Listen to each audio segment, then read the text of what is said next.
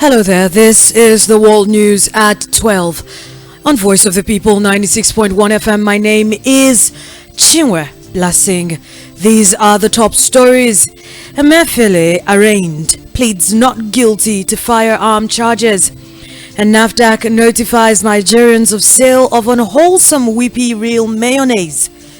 Tribunal sacks Labour Party's Okoli, declares PDP's Elumelu winner of rep seat.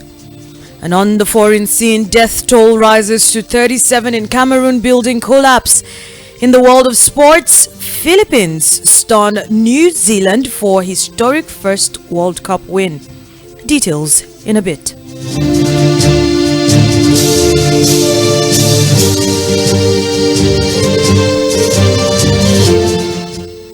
The suspended Central Bank of Nigeria Governor Godwin Emefiele has been arraigned at the Federal High Court sitting in Ikoyi, Lagos on 2 counts of illegal possession of firearm and ammunition.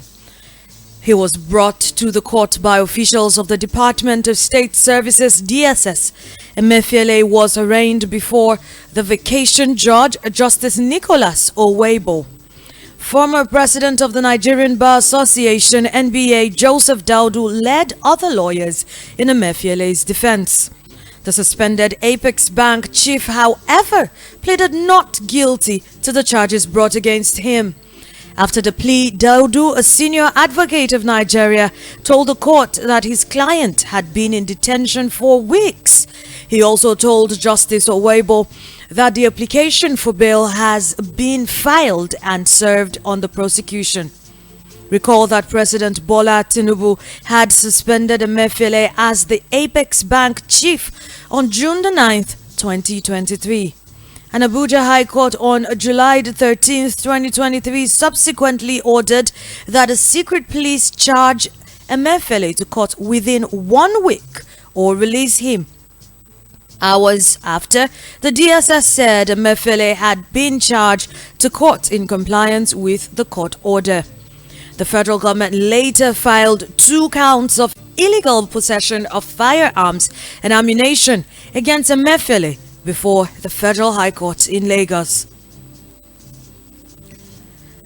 The National Agency for Food and Drug Administration and Control (NAFDAC) has notified Nigerians about the sale of unwholesome mayonnaise branded Whippy Real mayonnaise in Nigeria.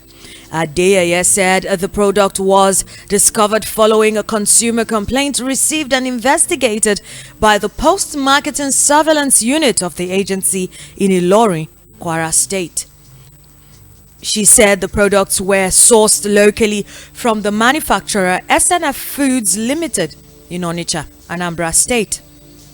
The NAFDAC boss disclosed that samples were taken randomly from different batches of the products for laboratory analysis in NAFDAC labs. According to her, laboratory analysis conducted on the product by the agency showed unsatisfactory outcomes. Adeyeye said that though the products were still within shelf life, they had become sour and exhibits a color different from the original color of mayonnaise. The DG said that all zonal directors of the agency and state coordinators have been directed to carry out surveillance and mop up the implicated batches of the wholesome product. The Federal Capital Territory Administration says it has targeted no fewer than 1 million cattle for immediate vaccination to prevent the spread of anthrax into the Federal Capital Territory from nearby Suleja in Niger State. This was made available by the Acting Secretary Agricultural and Rural Development Secretariat of the FCTA, Ishak Sadiq, during the flag-off of the vaccination exercise in Piakon Kore Grazing Reserve, Gwagwalada, Abuja.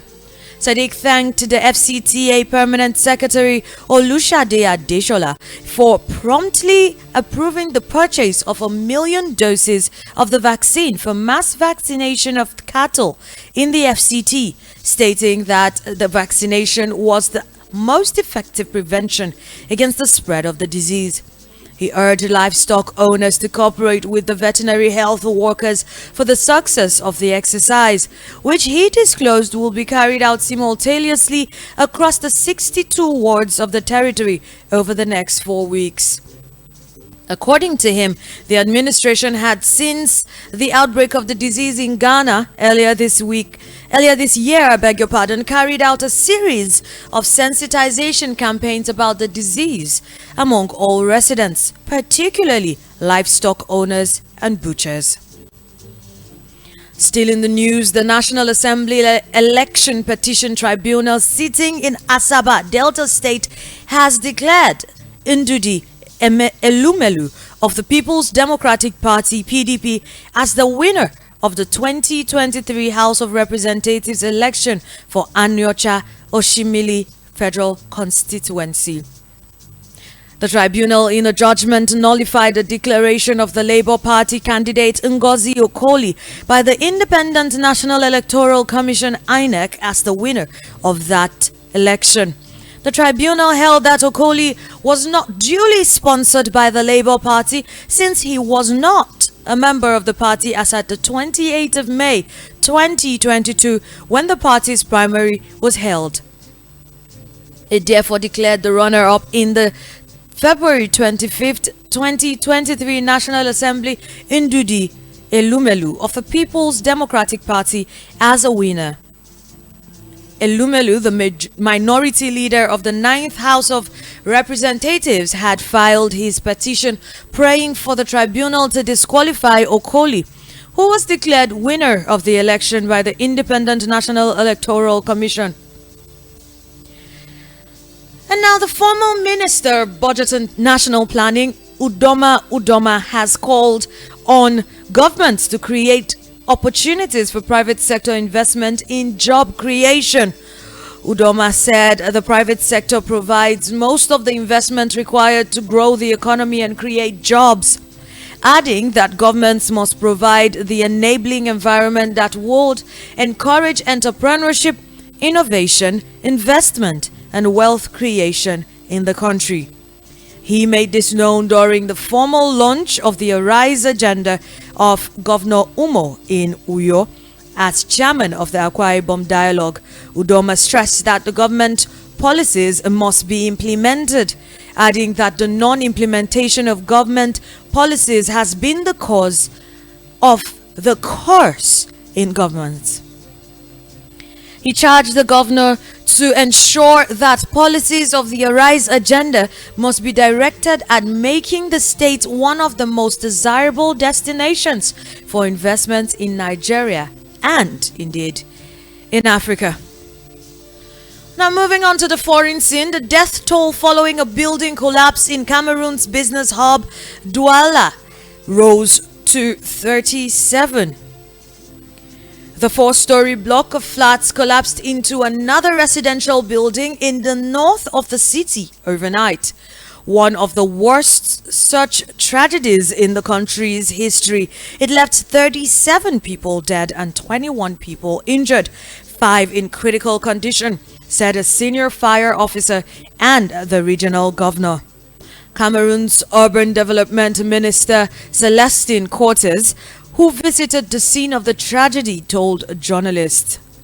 Still in foreign news, President Joe Biden is set to designate a new national monument memorializing the brutal 1950s murder of Emmett Till, with the White House framing the symbolic act as part of a fight against resurgent racism. The monument cited in several locations will remember the 14-year-old black boy tortured and murdered by white men in 1955 after he allegedly whistled at a white shopkeeper's wife in Mississippi. His mother, Mamie Till Mobley, also honored the memorial, became an activist, and is widely viewed as having helped to spark the U.S. civil rights movement. And now to the world of sports. The Philippines have claimed a historic first World Cup win as they stunned co-host New Zealand 1-0. New Zealand created a string of second half chances and a goal disallowed, but the Philippines held on for a famous win in front of 32,357 in Wellington. It was the Philippines' first victory at either men's or women's World Cup and blows Group A wide open. This was a better display from the Philippines, ranked 46th in the world, 20 places below New Zealand, compared to their opening defeat to Switzerland. In contrast, New Zealand showed little of the self-confidence which carried them past Norway for the first World Cup win at the 16th try. New Zealand's final group match is against Switzerland on Sunday, the same day the Philippines faced Norway.